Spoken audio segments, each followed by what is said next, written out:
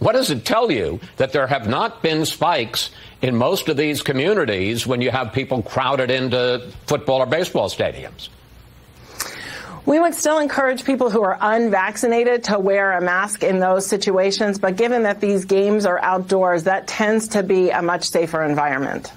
Finally, the holidays. First of all, Halloween. What would you say that kids can do and can't do? I would say put on those costumes, stay outside, and enjoy your trick-or-treating. Whether people are vaccinated or not, as long as you're outside, you're safe? Yeah, I wouldn't gather in large settings outside and do screaming like you're seeing in those football games. If you're unvaccinated, those kids that are unvaccinated, but if you're spread out doing your trick or treating, that should be very safe for your children. I mean, it's pretty straightforward. It seems to me that the science on this has been really clear for a while. That outdoors is the best place to be. Yeah. Not meaningful transmission of COVID. I like the sporting events. I think part of the reason people are so enthused to be in these venues and to be seeing these sports teams is they feel like that they have some freedom now from all these COVID lockdowns that we were experiencing over the last 2 years. And can you believe it? We're approaching 2 years of COVID.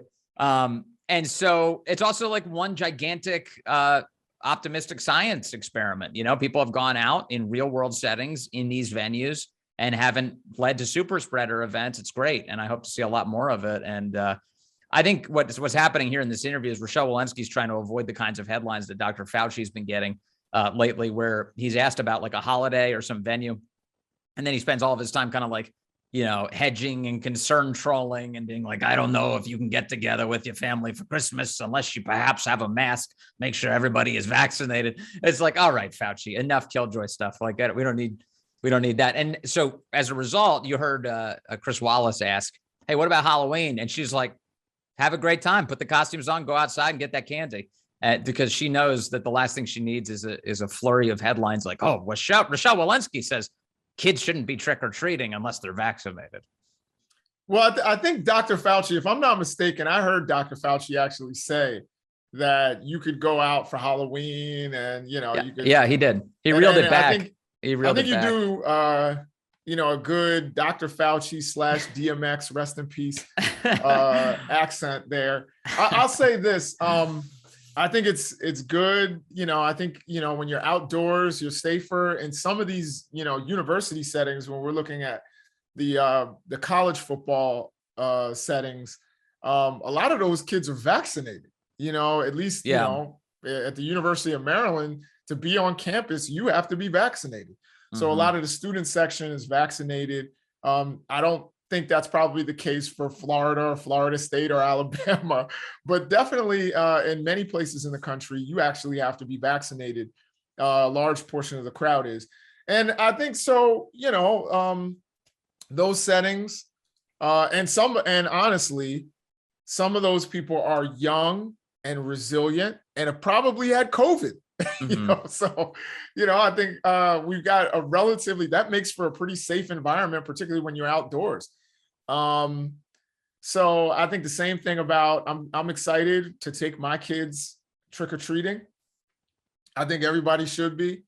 I think if you don't have a whole lot of really vulnerable people in your family, like really elderly people, if it's like, you know, everybody's 75 and under, you know, and relatively healthy, right? Get together for Thanksgiving. Enjoy. But you know, this really kind of depends too on like demographics. So like what we've discovered is like the more educated you are, the more likely you are to be kind of neurotic about the health stuff. There was a study out of Stanford that showed, there was an observational study at Stanford. A guy from the Stanford Review just sat out on a bench and he watched all these people riding by on bicycles. And he documented that out of all of the hundreds of bicyclists that went by, the kids on campus at Stanford were more likely while riding a bike to be wearing a mask than to be wearing a helmet. which is insane. I think the risks to you are much more meaningful when it comes to head trauma than they are to catching COVID while riding a bicycle. But it really gets to kind of this sense of like, it's made people neurotic, right? Like they're very worried about COVID, obviously. Sure.